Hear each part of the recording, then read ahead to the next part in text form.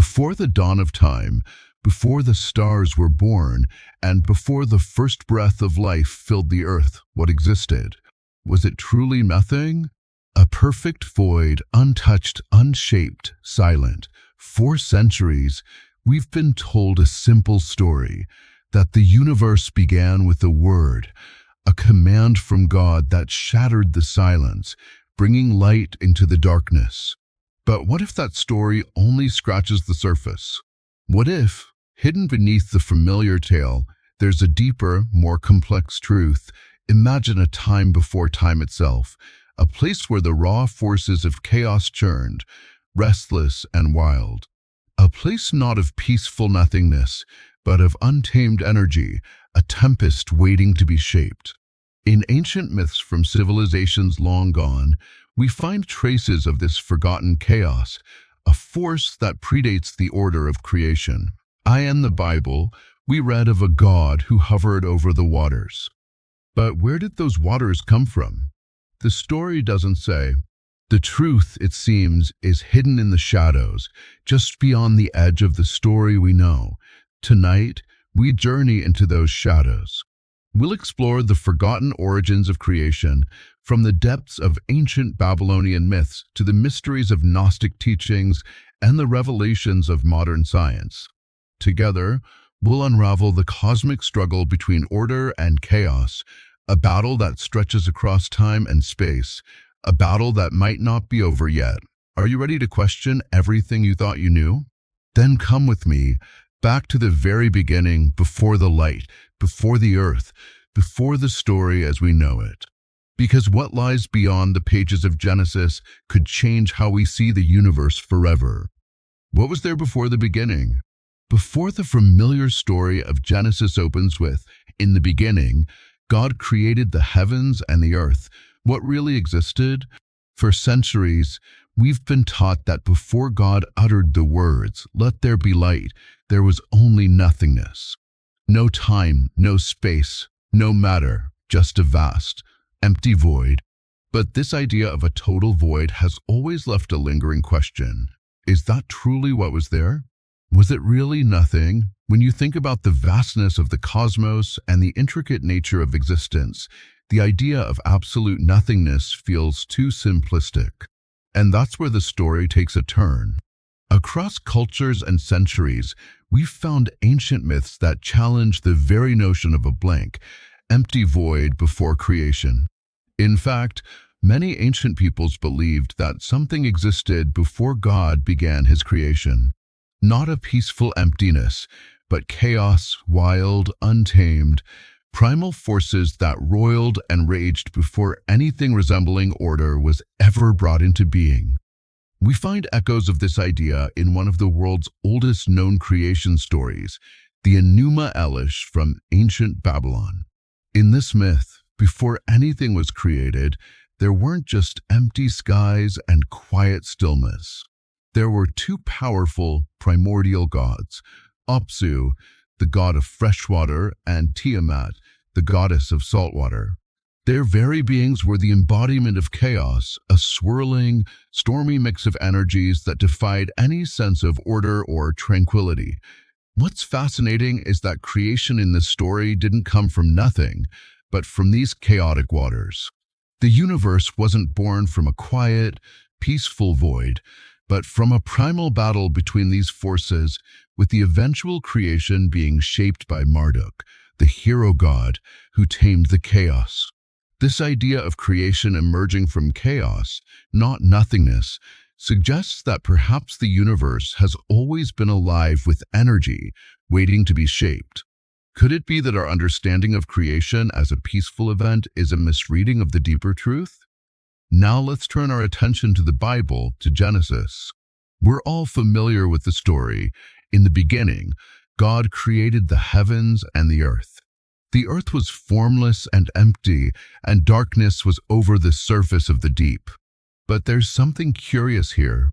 Right after these opening lines, we read, "And the Spirit of God was hovering over the waters." Wait a moment, waters? Where did they come from? The Bible doesn't explain. It doesn't tell us how or why these waters were already present before God's creative act began. It's as if we've arrived in the middle of the story with the chaotic waters already there, just waiting for something or someone to give them shape and meaning. This idea of God bringing order to the waters of chaos instead of creating something from nothing is an intriguing parallel to the Enuma Elish. It suggests that God's role in Genesis might not have been the creation of the universe from an absolute void, but rather the imposition of order upon something that already existed, an ancient, untamed chaos. If we look closely at Genesis 1 verse 2, we see this concept reflected. The Hebrew word for the deep Tiham is related to the Akkadian word Tiamat, the same Tiamat from the Enuma Elish, the goddess of chaos. Could it be that the story of Genesis is subtly echoing this older myth? Instead of God creating a peaceful, orderly universe from a perfect void, is he perhaps wrestling with chaos, shaping and taming it to bring forth light, land, and life? It's a thought that changes the way we understand the beginning. Instead of seeing it as a serene, divine act of will, it becomes something more dynamic, an ongoing battle between order and chaos, with creation emerging from the struggle. But the story doesn't stop there. In fact, it gets even more complicated. Beyond the Bible's narrative, there are ancient texts that offer a radically different view of creation. These texts, banned and hidden by the early church, belong to the Gnostics, a group of early Christians who believed in a far more complex cosmology. Their version of creation turns everything we've been taught upside down. According to Gnostic belief, Yahweh, the God of the Bible, wasn't the ultimate creator. Instead, they spoke of the monad, the ultimate source of all existence, and Sophia, the embodiment of wisdom. Yahweh, they said, was merely a demiurge, a lower being who shaped the physical world, but wasn't the true divine power. In this view, the physical world wasn't created out of perfect divine will, but was the result of a flawed being's attempt to create. The Gnostics believed that the true divine realm was far beyond Yahweh's reach.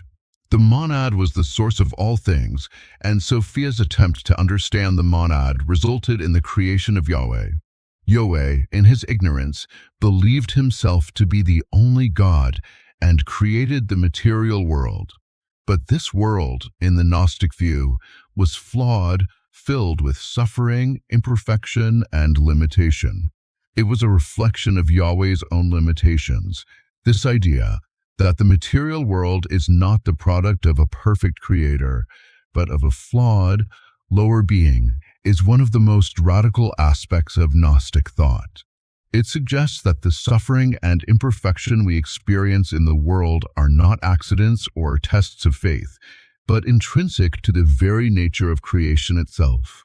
The world, they believed, was not the work of a loving, all-powerful God, but of a demiurge who didn't fully understand what he was doing. Could it be, then, that Genesis is not the true beginning of all things, but just one chapter in a much larger and more complex cosmic story? Could Yahweh himself be part of a deeper, hidden narrative, a being who shaped the physical world, but wasn't the original creator? The Gnostics believed that beyond this flawed world lay a greater truth, and that through knowledge, gnosis, humans could transcend the material realm and return to the divine source. Even today, modern science offers us glimpses into the mysteries of creation that align with these ancient ideas. Take the Big Bang, for example. It's the most widely accepted scientific explanation for the origin of the universe. According to this theory, the universe began as an infinitely small, infinitely hot point, what physicists call a singularity.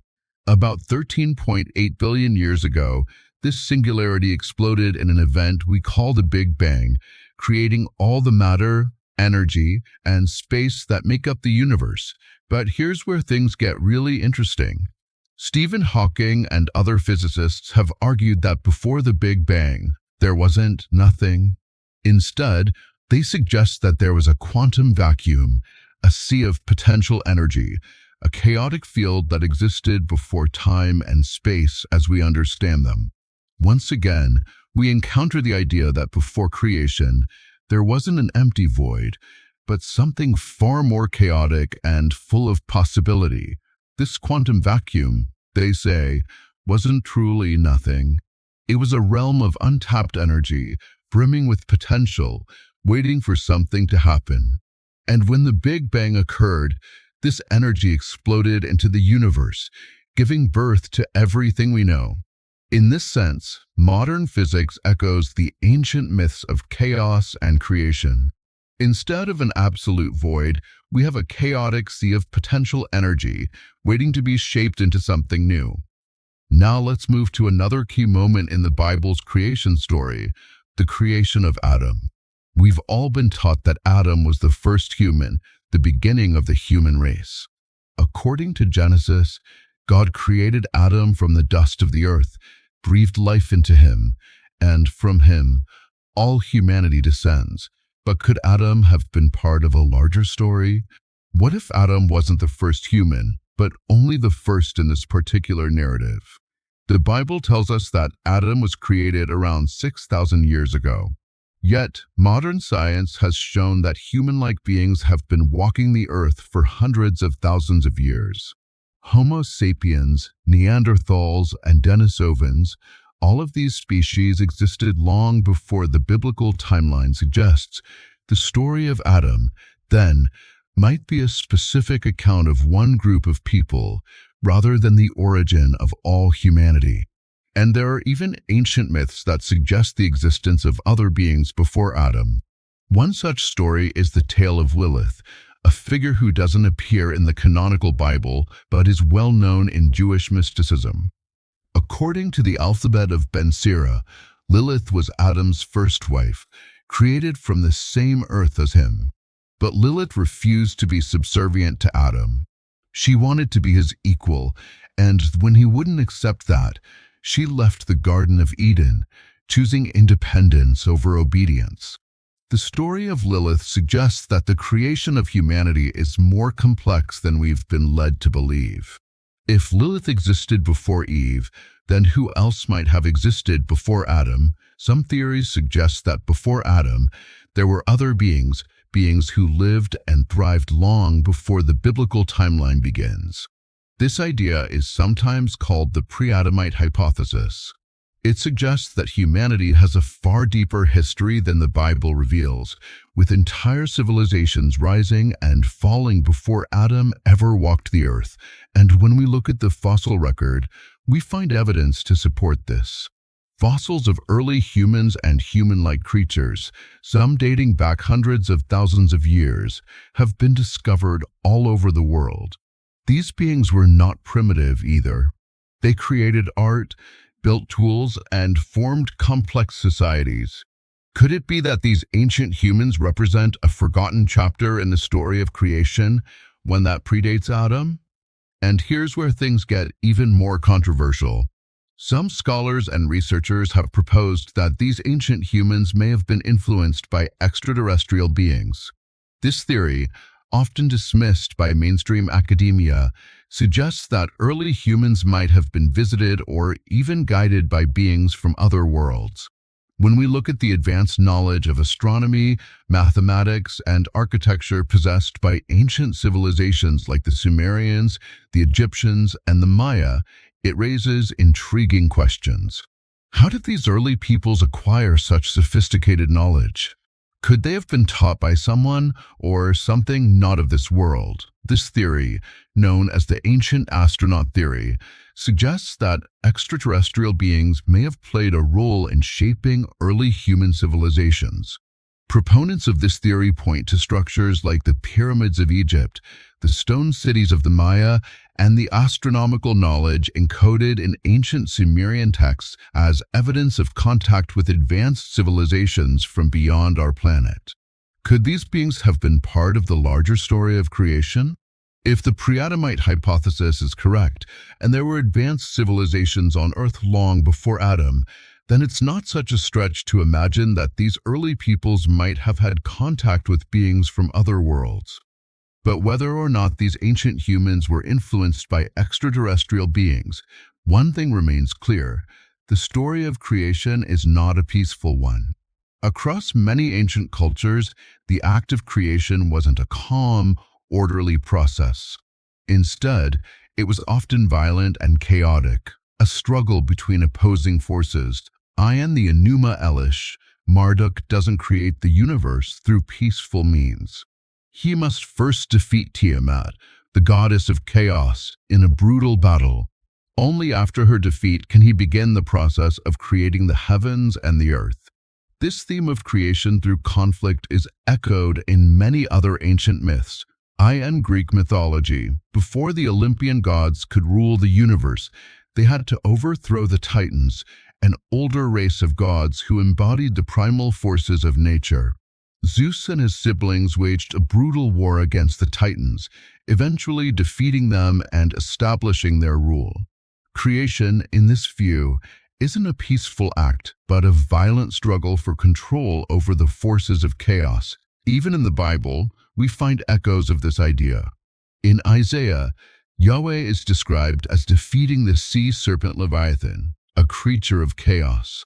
And in the book of Revelation, when the new heaven and new earth are created, it is said that there will be no more sea. The sea, in ancient times, was often seen as a symbol of chaos, unpredictable, untamable, and dangerous. By removing the sea, the final act of creation in Revelation is about the ultimate triumph over chaos. In many ways, this ancient idea of creation through conflict is reflected in modern science. Physicists talk about entropy, the natural tendency of all systems to move toward disorder and chaos. The universe, it seems, is constantly fighting against this pull toward chaos. Stars are born from collapsing gas clouds, but eventually they explode in supernovae, scattering chaos back into the cosmos. Even the formation of life itself can be seen as a struggle against entropy. Life is an ordered system, constantly fighting to maintain its structure in the face of the universe's natural tendency toward disorder. In this sense, creation, whether it's the creation of the universe, the birth of a star, or the emergence of life, is always a battle against chaos, but chaos never goes away. It's always there, lurking at the edges of reality, waiting for its chance to rise again. And that's where the story of creation becomes even more profound. It's not just about the beginning of the world. It's about the ongoing struggle to maintain order in a universe that is constantly trying to fall apart. In the end, the story of creation is not just about the past. It's about the present and the future. Across cultures and throughout history, the story of creation has always been about a battle between order and chaos. In the Bible, in the Enuma Elish, in Greek mythology, and in modern science, we find the same theme. Creation isn't a peaceful act. It's a struggle, a battle to bring order out of chaos, and this battle isn't over. Even now, the universe is still fighting against the forces of chaos. Stars are still being born, planets are still forming, and life is still emerging. The story of creation is ongoing, and the struggle between order and chaos will continue as long as the universe exists. Perhaps that's the deeper truth behind all of these creation myths. They're not just about the beginning of the world, they're about the ongoing process of creation. The universe isn't a finished product. It's a work in progress, constantly evolving, constantly fighting to maintain order in the face of chaos. And in that sense, the story of creation is not just the story of the gods or the universe. It's our story, too. We are part of this ongoing battle.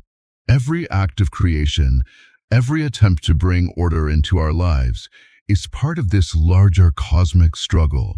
We are all creators, fighting to bring meaning and order into a chaotic world.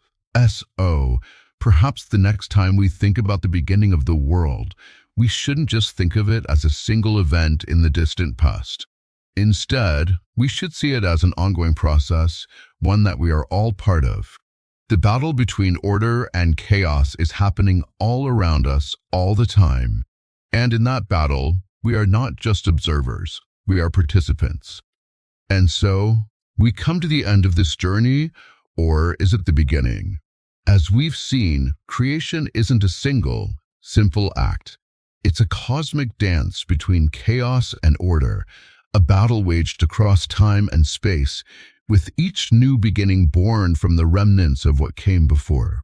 From the swirling waters of ancient Babylon to the pages of Genesis, from the hidden teachings of the Gnostics to the revelations of modern science, we've glimpsed the vastness of a story far greater than we ever imagined.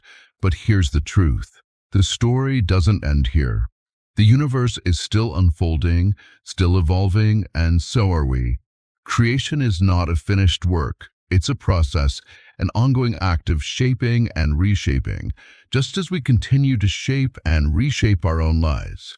The mysteries we've uncovered tonight are just the beginning. There are still deeper questions to ask, greater truths to discover, and more hidden layers waiting to be revealed.